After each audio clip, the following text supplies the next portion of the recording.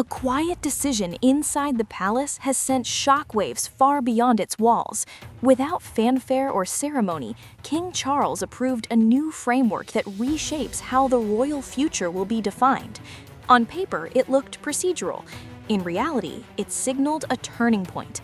The first guideline was firm.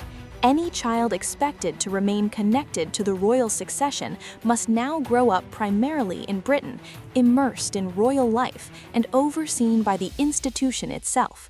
Distance, relocation, and private arrangements were no longer compatible with royal continuity. The crown was making one thing clear: physical presence matters. That clarity immediately narrowed the focus. Harry and Meghan's children live thousands of miles away, raised in California, far removed from royal customs, daily protocol, and the structure that has historically molded future heirs. They are part of the family by birth, but not by proximity. Under the new standard, that difference became decisive. This wasn't viewed as a routine update. Inside royal circles, it was interpreted as a message. The monarchy was drawing boundaries it had previously avoided. Emotional ties were no longer enough. The institution was prioritizing cohesion, predictability, and control. Then came the second rule, and it carried even more weight. Going forward, only the children of working royals, those actively representing the crown, would retain standing within the succession framework. Status alone no longer qualified. Participation did.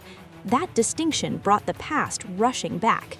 In 2020, Harry and Meghan stepped away from royal duties, choosing independence over obligation.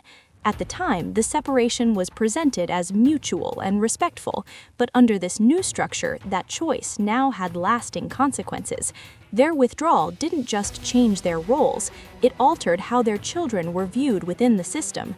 From the palace's perspective, this wasn't punishment, it was alignment. The monarchy has been steadily reducing its footprint, trimming extended branches to avoid confusion and internal strain. Advisors described the shift as long overdue, a necessary evolution to protect stability in future generations. But rules carry meaning beyond their text, and these rules sent a stark signal. The monarchy was done stretching itself to accommodate distance. It was consolidating power, narrowing its scope, and reinforcing its center. For Meghan, the impact felt deeply personal.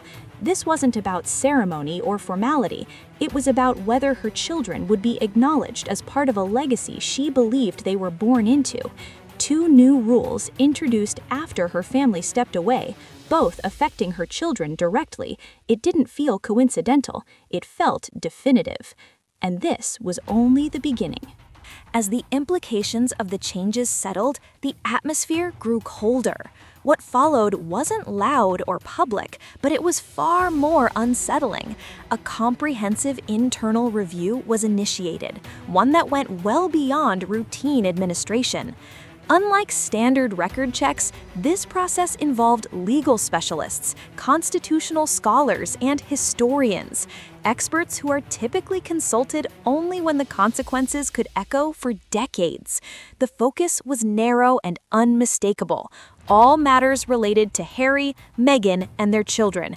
Documentation, timelines, procedural consistency, every detail was examined with precision.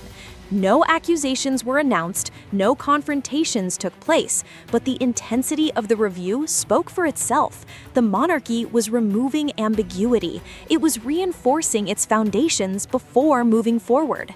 At the same time, another figure began to take a more visible role behind the scenes.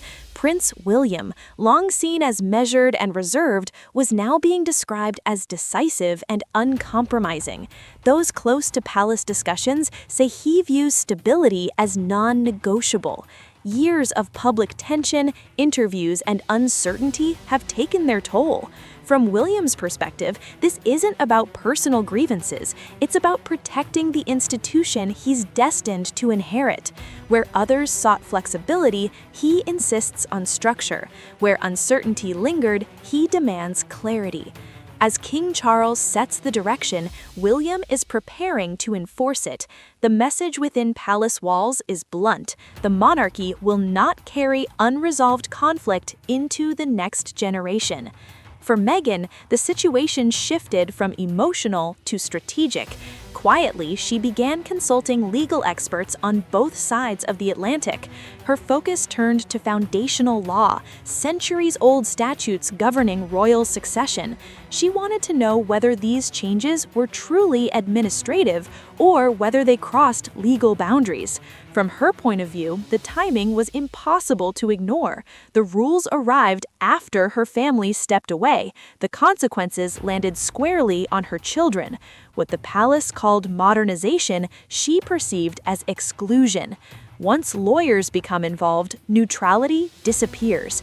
Every step forward sharpens the divide. And caught directly in the middle is Harry. A legal challenge forces alignment. There is no middle ground. Standing with Meghan means standing against his family under public scrutiny. Standing with the institution means betraying the family he built. Those close to him describe mounting pressure. Each option carries irreversible consequences. He is a father protecting his children, a husband supporting his wife, and a son watching his former world recede. On one side, the monarchy is closing ranks, rules tightened, boundaries enforced, uncertainty eliminated.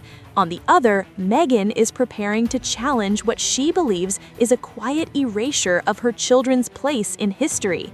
And between them stands Harry, stretched between two identities, with no outcome that leaves everyone whole. This is no longer a private family conflict. It is a collision between legacy and reform. Whatever comes next won't unfold quietly. The foundations are already shifting. This isn't the conclusion. It's the moment just before everything changes.